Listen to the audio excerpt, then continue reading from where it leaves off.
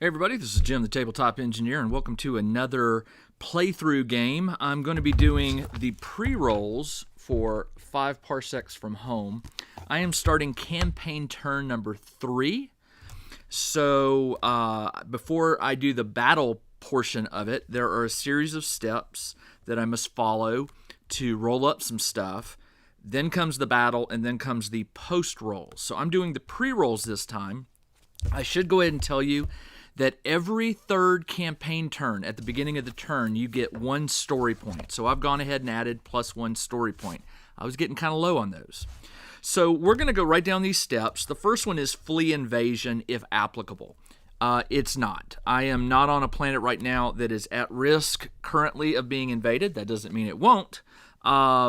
But if I were, I would have to roll some dice to see if I managed to get off the planet in time or if I got stuck. So not going to do that. Number 2 is decide whether to travel. Right now, I am on Signet 4, planet Signet 4. I have 1 patron. I used to have 2, but I lost one in the last post-battle rolls. So I won't be, I'll only have 1 patron to roll up for potential jobs this turn. So I'm not traveling. To leave this planet would cost me 5 credits. I'm getting a little low on credits, and I'm probably going to be lower after I do some work on my ship. So I kind of want to be careful. I think I have 11 total right now. So I'm not going to travel. I'm going to see if I can get at least 1 or 2 more jobs on this planet before I hustle away. So number 2, not applicable. Number 3, starship travel event. Not applicable. And number 4, New World Arrival. Not applicable. This is a very easy set of pre-rolls.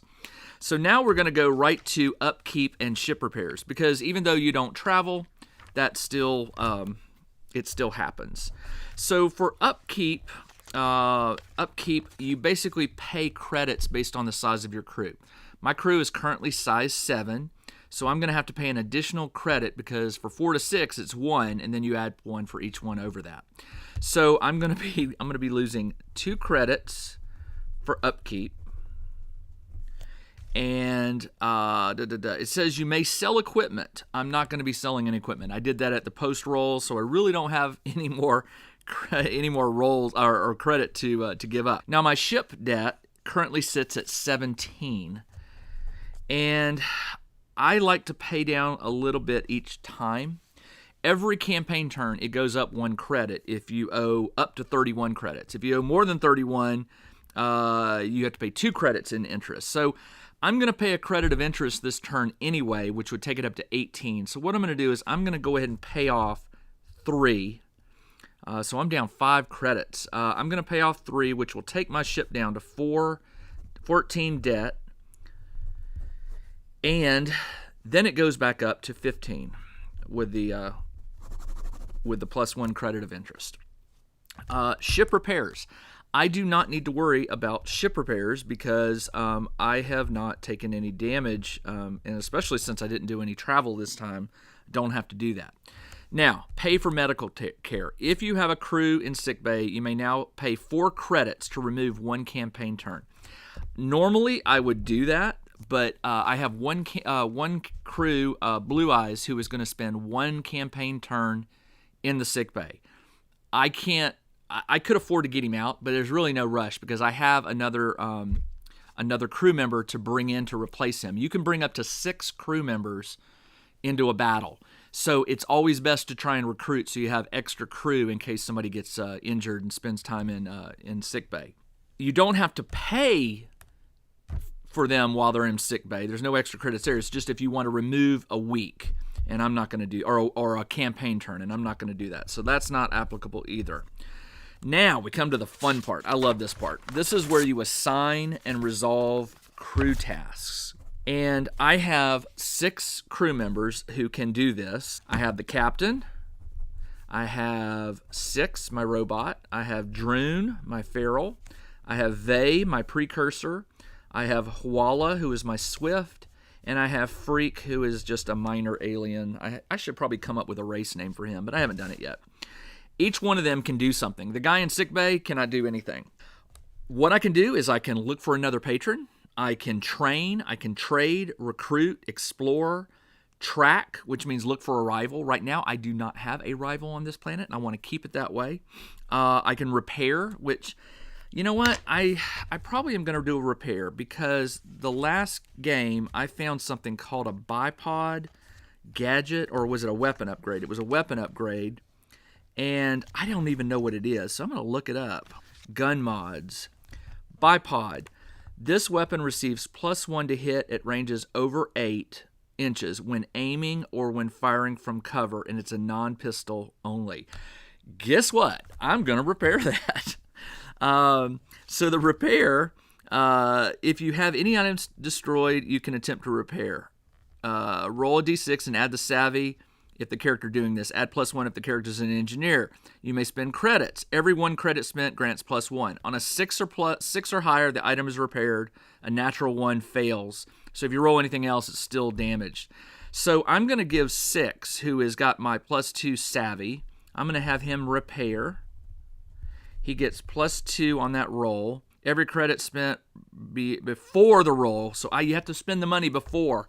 So really, I've got to roll a 4 or higher to repair that item. Come on. I rolled a natural 6, so he repaired it. So the bipod is fixed, which means I can take it into the next battle. What do I want to do next? Well, you can assign up to 2 crew members the same tasks, but I only had 1 item to repair, so that one's done. I would really like to recruit 1 more member to the crew for a total of 8. Yeah, 8. So I'm going to assign 2 crew members to recruit. And what I do is you roll a d6, you add the number of crew members sent to recruit, and if you get a 6 or higher, you get a new member. So I'm going to get a +2. So I'm going to assign Huala and Freak to recruit. So I get a +2 on that roll. So I got to roll a 4 or higher. I rolled a natural 6 again. There may be something wrong with that dice. If I roll a 6 on this again, I'm going to throw this dice away. I rolled a 3, so it's not the die. All right, so I was successful. I recruited, so +1 crew member. All right. Now remember, that does cost you money. He's going to cost me 3 credits because it's 1 credit for up to 6 and then 1 additional credit for each crew member. So each time I do upkeep, I'll be paying 3 credits. It's getting expensive to feed these guys. All right, that's a recruit. You can trade, train, explore. I'm not going to look for another patron. I've already got one.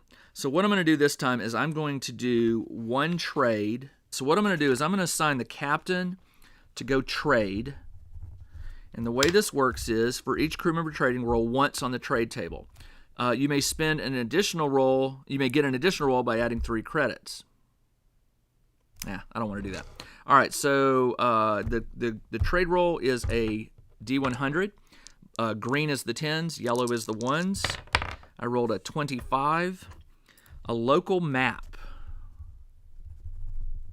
which says, if you receive a quest on this or the following world, you may immediately add 1 rumor, single use. Man, that's lame.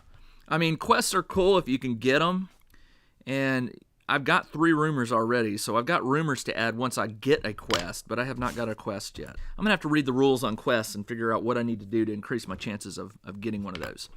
All right, the other option is explore, and I'm going to assign Droon and Vey to explore. And weird, fun things can happen. Sometimes not so good, but will too. Let's see. Droon goes to explore.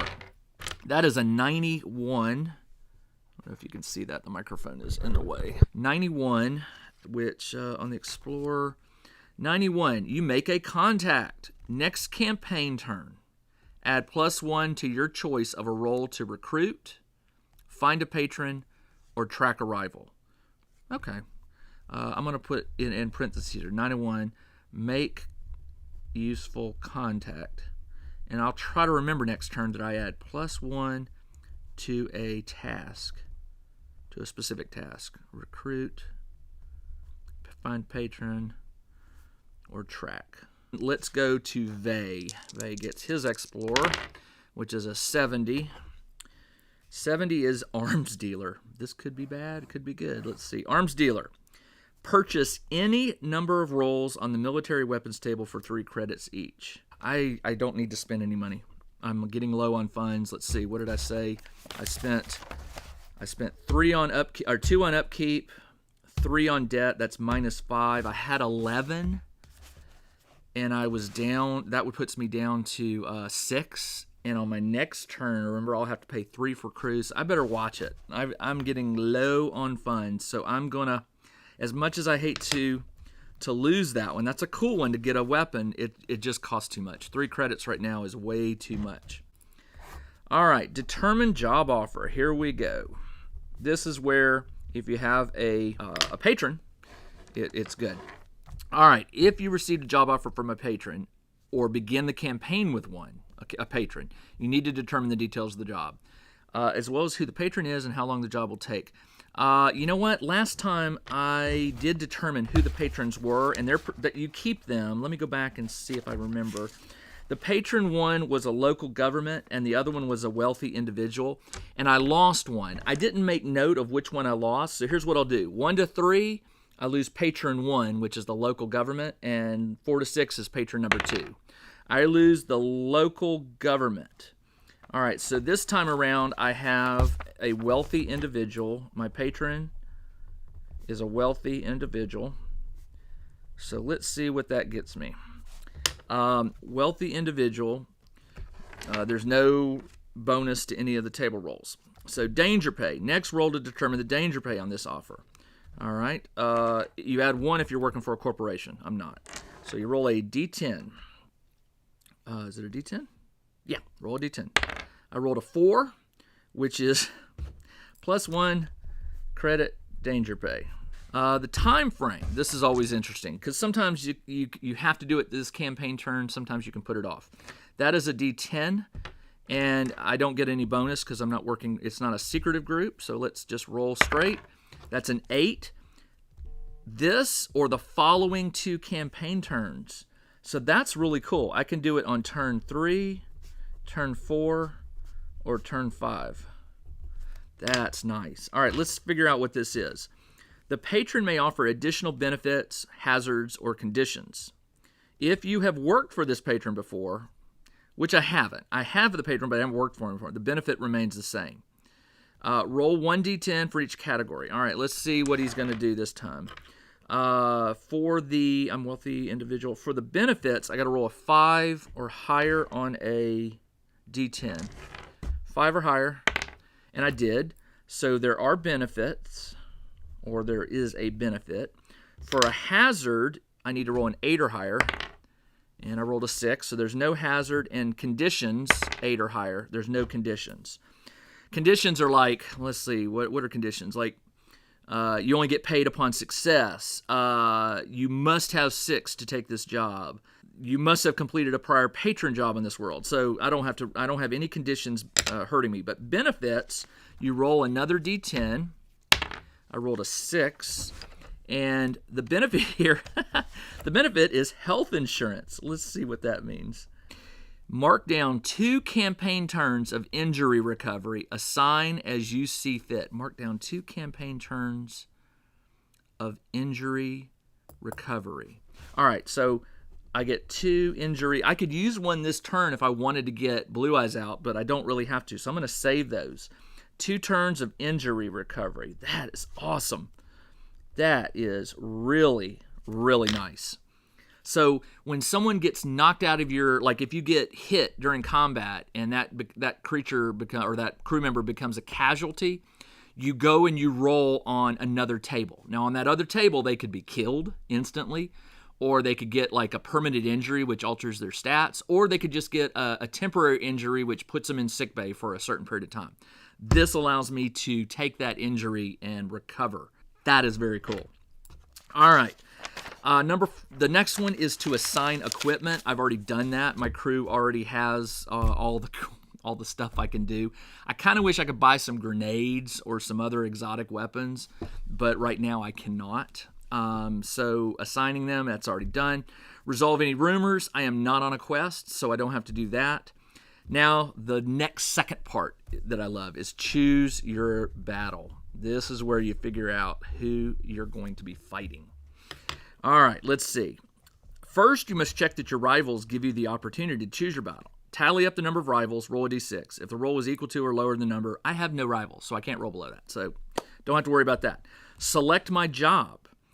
If you are not attacked by rivals, you may do a patron job. I'm going to do the patron job because for that health insurance, that's worth a lot. So I will do the patron job. So because of that, and the good news is if I'm successful on it, there's always a chance this patron will become more likely to give me a better job. Or if I remember right, they might become persistent, meaning that no matter what world I'm on, I can always give them a call and say, hey, I want a job. That is gold if you have it. Because in this game, if you don't have patrons, you pretty much have to take an opportunity battle, whatever comes your way. It's very unpredictable. Well, they all are unpredictable, but the opportunity jobs they don't have the benefits and the hazard pay and the bonuses that a patron offers. So it's always, always good to find patrons and keep them. And a persistent patron is like gold. You want a persistent, but this one is not. So I'm doing a patron battle. So I roll a D100. 43, which is a small encounter. And it says a random crew member must sit out this fight. Reduce enemy number by 1. Enemies -1 in number. -2 if they outnumber you. So depending on how many I roll for them, they're already going to be down by 1, but they might go down by 2 if they outnumber me. That's nice. All right, let's do the notable sight. This is kind of like affects the setting. No, that's not true. It's just a little bit more information about the battle. Sometimes there's bonuses that, like last time I had something called a priority target. If I killed that person, I got bonus cash. So let's see. 95 is a curious item. That probably means I have to place it somewhere. Roll a d6. On a 1 to 4, it can be sold for 1 credit. On a 5 to 6, roll on the loot table. So there is a curious item that will be placed. It says if it's an item, make sure the item is placed 2d6 plus 2 inches in a random direction from the center of the table. So let's go ahead and roll that. So it'll be rolled 6. That's 6 plus 2. So it must be 8 inches random direction from center. That could be in your direction. Could be but I'll roll that when I set the table because I don't know what the table is going to look like yet. 8 in a random direction from center. All right, that's pretty cool. I like that. Let's see. I've got to roll. What is it? On a 1 to 4, it can be sold. It's a 5, so it's going to be on the loot table. Let's go ahead and roll what that is. The loot table's on page 131. Knowing what it is will give me incentive. Loot table is a D100. That is a 48. Loot table 48 is gear. Curious item, gear.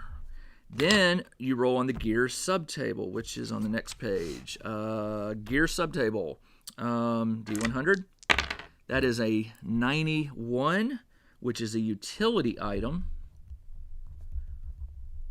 And then you go to the utility item and you roll on it, D100. That is a 6, auto sensor. And I already have one of those, and I believe, I'm trying to remember what it does. I'll have to look it up again. It's an auto sensor. So, hey, there's a piece of equipment that I will definitely want to pick up and grab. And if I don't want it, I can sell it for a credit. All right, determine the objective. Let's roll a D10. This is an opportunity / patron mission. This is the difference. There is a specific chart for patrons. So it's a 4, which is move through. I just played one of those. I don't like move through. All right, it is a move through mission, which basically means if I start on this side of the battle, I need to move that way and cross the enemy territory line to win. 2 of my crew have to get across. All right, so it is a move through. And let's keep going. Oh, I need to determine I need to go back to who it is. It's a small encounter, and I need to roll on the enemy what it is. All right, so I'm doing a patron. I roll a D100. That is a 58, which is hired muscle.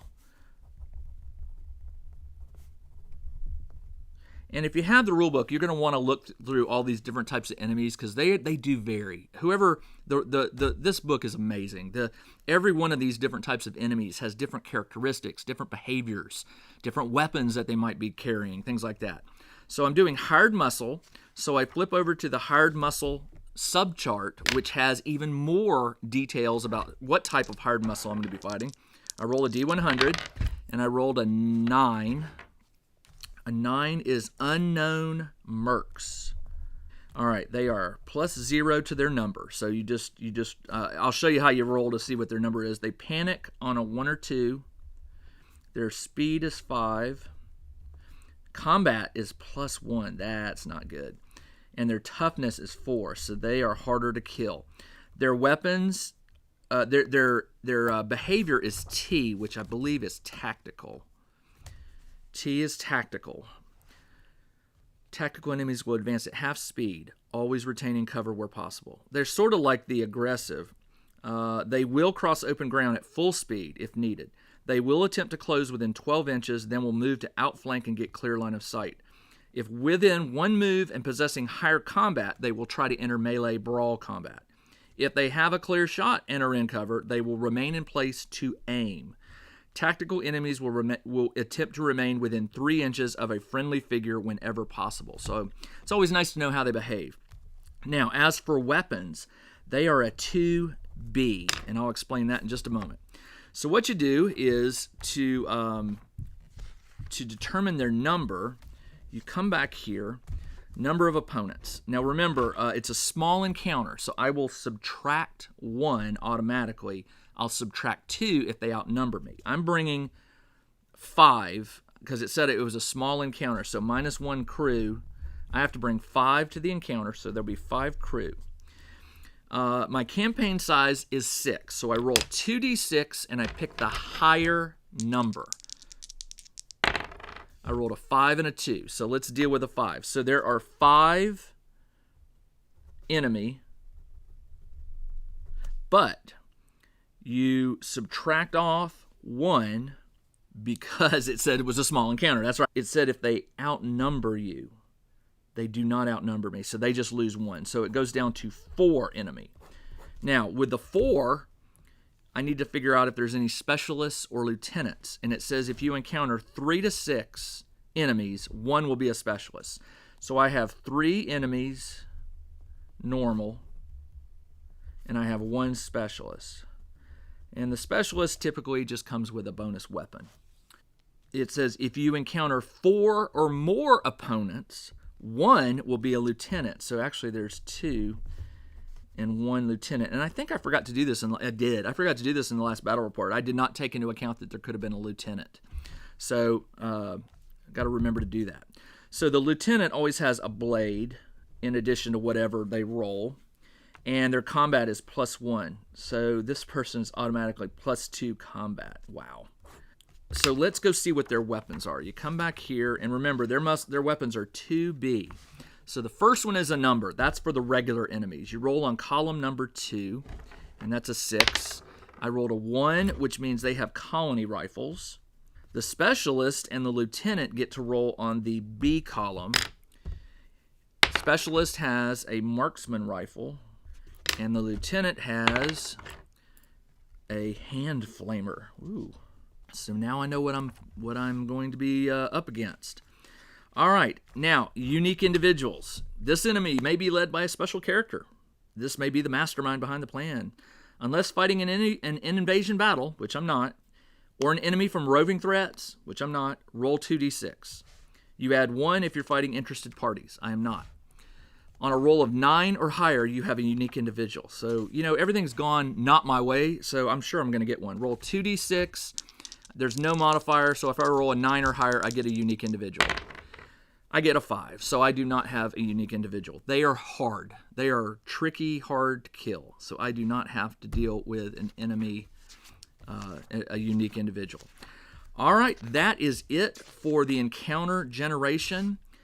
This is campaign turn number 3, pre-rolls. The next video will be the actual battle round for campaign turn number 3, plus the post rolls. I hope you're enjoying, follow along as I play this game. My next video after this one should be up in about a week or so. Let me know in the comments if you're enjoying this, and if you're not, let me know what you're not liking about it so I might be able to make some improvements. This is Jim, the tabletop engineer, for 5 Parsecs from home. Everybody, take care.